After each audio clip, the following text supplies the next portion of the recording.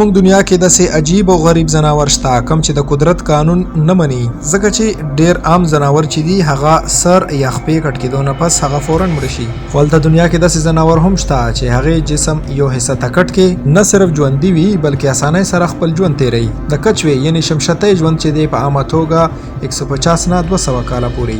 آیا تاسو دې نه خبر یاست چې د کچوې یعنی شمشتۍ زړه که دې نه راوباسي نو بیا هم دغه زړه 15 ورځې ژوندی پاتې کېدی شي، ځکه چې د دې دړکن دننه پیس میکر یعنی نکلی زړه سیل ځي. د دې وجه د زړه او بدن غیر موجودګۍ نه بغیر دغه زړه 15 ورځې پورې لګیای دړکن کوي او دا خاصیت تقریبا ټول ریپټایلز کې موجود دي. نننۍ ویډیو کې به مونږ د یو څو خاصیت موجود بهترین ځناور چې دی هغې باره کې خبره کوو. دا حقیقتونه به تاسو یقینا چې حیرانه کړي. آیا تاسو د خبرې نه خبر یې چې عام لیدونکي دغه ماشي یا مچان د سر بغیر هم څو ورځې ژوند تیرولی شي؟ دا اصل کې د خپل جسم یونیک سټرکچر له وجې کوي، که چې دوی سره یو ریزرو دماغ چې دی هغه سینې دننه موجودي. د خوشه رڼا محسوسولو دپاره لایټ سنسیټیو سیل استعمالوي او دا د دې په ګردو کې موجودي کوم چې لاره موندلو دپاره د دوی مدد کوي. د دې په وجه دوی څو ورځې ژوند تیرولی شي. په دنیا کې د مارانو یو څو قسمه خطرناک او زهریله قسمونه موجود دي کوم چې یو څو سکندونو کې انسان خو پرېږده یو هاتي هم وژلی شي. آیا تاسو د خبرې نه خبر یې چې مار چې کله مړ شي بیا هم یو څو غنټو پورې ډېر خطرناک وي، ځکه چې وایپر او کوبرا سامپ خپل ښکار چې دی مړ کېدو نه پس هم ټک ورکولی شي. د دې په سر باندې دوه سوري، دغه سوري دوی ته د خپل چاپېرچل کې موجوده ګرمي محسوسوي. د دوی په بدن کې مړ کېدو نه پس هم طاقت پاتې د کوم په وجه چې دوی واپس حمله کولی شي. ریډل سنیک او کوټل سامپ سر د دړ نه موجودې بغیر هم دا په سر کې موجود زهریلا ماده چې دا د چا جسم ته ورچولی شي. ادیرودون دا یو خاص قسم جاپانی سکویډ دی. دا ډېر شوق سره د جاپان خلک خوري. حیرانګۍ سره د مرګ یو غنټې پس هم دا ژوندی پاتې کېدی شي. صرف دا نه، په دې باندې یو خاص قسم ساس او مالګه چولو نه پس دا تیزۍ سره حرکت شروع کی. دې وجه باندې دلته ډانسینګ سکویډ هم ویل کېږي.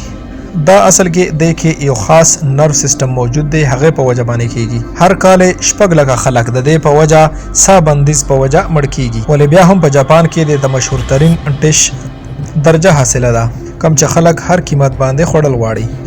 ریډ پول سوپر هیرو د دې خصوصیاتو نه به ډېر خلک خبري چې د دې جسم که کټ هم شي دا خپل خصوصیاتو په وجه ژوند کولی شي لکه څنګه چې مخکې موجود وو. خدا یو ایکسټرا آرډینری سپر پاور دی. خدا د فلم نه هټ کر کې سپر پاور یو ځناور کې هم شته کوم ته چې ویل کېږي سلیمنډر. د دې بدن که یو حصه کټ شي نو بیا دوباره دا غټولی شي. د دې ځناور دا حیرت انګیز خاصیت باندې ځان پوهولو لپاره د دې جینز سټرکچر باندې ریسرچ روان دی، ځکه چې د دې په جسم کې دننه موجود امبلاکس نومي انزایم دی. هغه د دې خاصیت ذمہ دار دی کوم چې د جسم تیزۍ سره غټولو کې مدد کوي. دا صرف خپل لکۍ نه بلکې د خولې لاندې او بره جبړې خپل زړه دوباره غټولی شي. ساینسدانان په دې امید دي چې دغه انزایمز په ذریعه پیدا کېدو نه پس مستقبل کې د انسانانو باندې هم استعمالولی شي. کله چې د انسان جسم یو حصه کټ شي زخمی شي نو دا به دوباره یا د انسان جسمانی حصه به دوباره غټه کی، هغه هم داسې لکه څنګه چې وړاندې وه. آیا دغه تجربه به کامیابه هم شي؟ د دې هیڅ ګارنټي نشته. لال بیگ یعنی د ګونګټ په شانتې ورکوټې ځناور چې دی هغه هم خپل ماحول مطابق ځان جوړولی شي. د ساینسدانانو وینا ده چې که دنیا کې د اټم بم جنګ وشي هغې باوجود به هم دا چې دی ژوندی پاتې شي، خو زمونږ چپل نه دا ژوندی نشي پاتې کېدی. حیرانګۍ خبره دا ده چې دا د سر بغیر هم څو ورځې ژوندی پاتې کېدی شي. مري هم صرف په دې وجه باندې چې څه خوراک نشي کولی.